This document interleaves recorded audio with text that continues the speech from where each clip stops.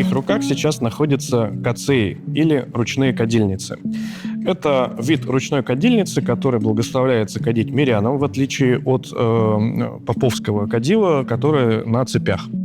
И, соответственно, они использовались со Средневековья как ручные кадильницы для кождения мирянами, например, иноки в монастырях, либо обычные миряне в кельях у себя, то есть в домах у себя могли кадить. И впоследствии они использовались у старообрядцев без поповского направления.